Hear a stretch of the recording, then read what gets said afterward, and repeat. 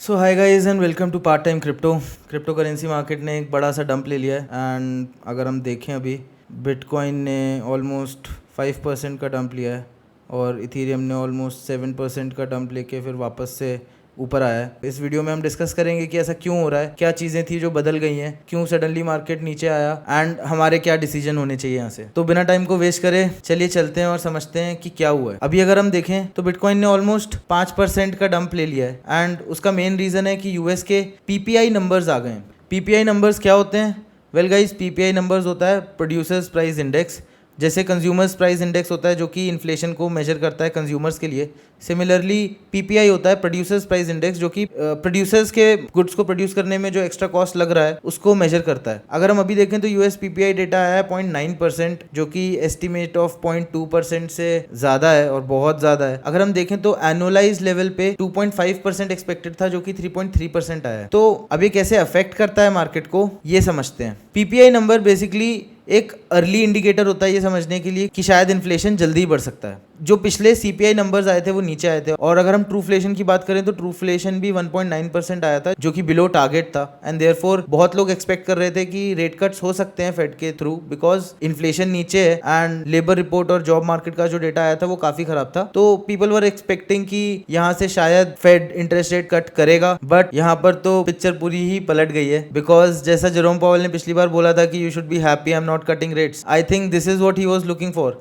Because शायद उसको पता था कि पीपीआई नंबर्स क्या आ सकते हैं। पीपीआई नंबर्स हमें बेसिकली ये बताते हैं कि डोनाल्ड ट्रंप ने जो टैरिफ्स लगाए थे कंट्रीज के ऊपर, उसकी वजह से जो प्रोड्यूसर्स प्राइस इंडेक्स है, जो कि मैन्युफैक्चरर्स हैं, ट्रेडर्स हैं, होलसेलर्स हैं, उनका जो cost of acquisition of products है वो बढ़ गया है। अब अगर प्रोड्यूसर्स का कॉस्ट ही बढ़ जाएगा मार्केट में अपनी चीजें बनाने का, तो ऑब्वियसली कंज्यूमर्स का प्राइस इंडेक्स भी बढ़ेगा। तो देयरफॉर अब चांसेस ऑफ इन्फ्लेशन काफी हाई हैं, because everyone is sure that next CPI numbers जो आएंगे वो काफी हाई आएंगे। एंड यही फियर्स थे मार्केट में फियर्स थे कि डोनाल्ड ट्रंप के टैरिफ्स की वजह से जितने भी बाकी कंट्रीज हैं जहां से जो प्रोडक्ट्स आ रहे हैं वो महंगे हो जाएंगे, तो ऑटोमेटिकली वहां के कंज्यूमर्स को हायर इन्फ्लेशन फेस करना पड़ेगा। अब आप फेड की कंडीशन समझो। फेड एक साइड पे रिसेशन से डील कर रहा है कि भाई लेबर मार्केट खराब है, जॉब मार्केट खराब है, तो वहां पर उसको इंप्रूव करने के लिए रेट्स कट करने पड़ेंगे। बट वहीं पर दूसरी साइड पे पीपीआई नंबर्स इतने खराब आए हैं और प्रोबेबली सीपीआई नंबर्स भी खराब आएंगे, विच शोज की हाई इन्फ्लेशन भी हो सकता है। तो फेड एक फ्यूचर स्टैगफ्लेशन की सिचुएशन में यूएस इकोनॉमी को देखेगा और उस हिसाब से रिएक्ट करेगा। अगर हम सोचें कि अगर यूएस इकोनॉमी रिसेशन में जाती है तो इन्फ्लेशन तो वैसे ही नीचे आ जाएगा, सारी चीजें ही नीचे आ जाएंगी, बिकॉज लोगों के पास पैसा ही नहीं बचेगा। तो रिसेशन एक बड़ा प्रॉब्लम है सॉल्व करने के लिए compare to inflation. And therefore fed को वैसे तो फोकस करना चाहिए था रिसेशन पे और इंटरेस्ट रेट्स थोड़े कट करने चाहिए थे। यहाँ पर आती है डोनाल्ड ट्रंप और जेरोम पावेल की सिचुएशन, जहाँ पे डोनाल्ड ट्रंप बार बार जेरोम पावेल को प्रेशराइज कर रहा है एंड जेरोम पावेल बस ये बोल रहा है कि क्योंकि डोनाल्ड ट्रंप के टैरिफ्स हैं इसलिए वो अपने इंटरेस्ट रेट्स कम नहीं कर सकता है, बिकॉज ऑब्वियसली उसको इन्फ्लेशन के फियर्स हैं। अगर हम सोचें तो जेरोम पावेल ने इंटरेस्ट रेट्स एक्चुअली कम कर भी दिए होते अगर डोनाल्ड ट्रंप ने टैरिफ्स नहीं लगाए होते। अभी डोनाल्ड ट्रंप बाहर आएगा, बोलेगा कि भाई मैंने बोला था जेरोम पावेल को कट करने के लिए, जेरोम पावेल कट नहीं कर रहा था जिसकी वजह से हमारी कंट्री रिसेशन में चली जा रही है। बट ये सब यूजलेस है, बिकॉज वो कट कर देता अगर तुमने टैरिफ्स लगाए ही नहीं होते। तो फिर अब अगर हम देखें तो फेड के डिसीजन का सितंबर में रेट कट के चांसेस गिरते ही जा रहे हैं। 90% था ये एक टाइम पे, अभी 80% आया, 75% आया, अभी 73% आ रहा है।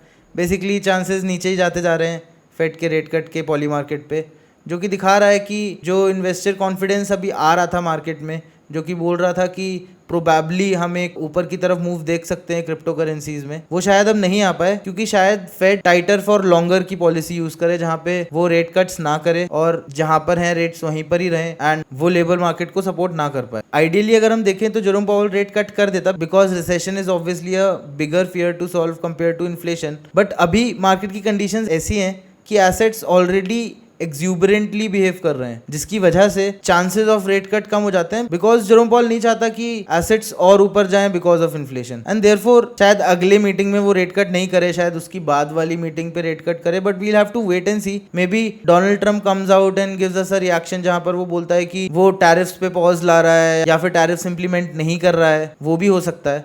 तो ये सब देखने की चीज़ें होंगी। अगर हम अभी देखें तो डॉलर भी राइज पर है, वापस से डॉलर ने ऊपर की तरफ उठना चालू कर दिया है, बिकॉज रेट कट्स के फियर्स चले गए हैं मार्केट से. We'll have to wait and watch everything कैसे सारी चीज़ें चल रही हैं.